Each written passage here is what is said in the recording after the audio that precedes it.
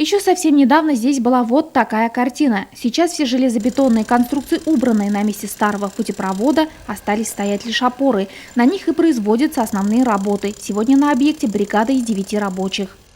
На данном этапе мы производим работы по наращиванию насадок крайних опор для монтажа шкафных стенок, а также производим работы по устройству подферменных площадок для монтажа уже балок пролетного строения.